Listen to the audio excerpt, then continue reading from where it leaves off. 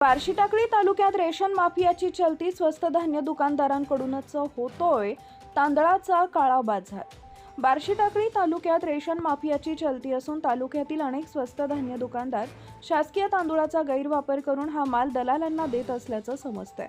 सदर स्वस्त धान्य दुकानदार हे कार्डधारकांना तांदूळाऐवजी 3 रुपये प्रति किलोनं पैसे देतात आणि हा शासनाचा तांदूळ 10 ते 12 रुपये किलोनं काळ्या बाजारात विकत असल्याची धक्कादायक माहिती समोर आली आहे। त्यामुळे जिल्हा पुरवठा विभागाने याकडे गांभीर्याने लक्ष देण्याची गरज निर्माण झाली आहे। बार्शी टाकळी तालुक्याकडे खुद्द बार्शी टाकळी पुरवठा विभागाचे जाणीवपूर्वक दुर्लक्ष आहे। पुरवठा विभागाची काळाबाजार करणाऱ्यांसोबत हात मिळवणी असल्याचा आरोप देखील केला जातोय। अशा गौड बंगालामुळे पुरवठा विभागाचे अधिकारी स्वस्त धान्य दुकानदारांकडे जाणीवपूर्वक दुर्लक्ष करतात, तर दुसरीकडे बार्शी टाकळी तालुक्यातील अनेक स्वस्त धान्य दुकानदार रेशन कार्ड धारकांना तांदूळ न देता 3 रुपये प्रति किलोनं पैसे देतात आणि हाच तांदूळ काळा बाजारातून 10 ते 12 रुपयांनी विक्री करतात, अशी काही धक्कादायक माहिती माध्यमांना मिळाली आहे।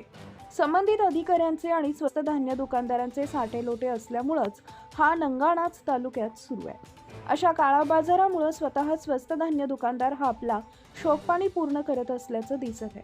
त्यामुळे आता जिल्हा पुरवठा विभाग याकडे गांभीर्याने लक्ष द्यावे अशी मागणी तालुक्यामधून केली जाते। आपल्या परिसरातील ताज्या आणि महत्त्वाच्या बातम्या पाहण्यासाठी आजच आपल्या धुमाकूळ महाराष्ट्र न्यूजला YouTube वर सबस्क्राइब करा आणि बेल आयकॉन प्रेस करा।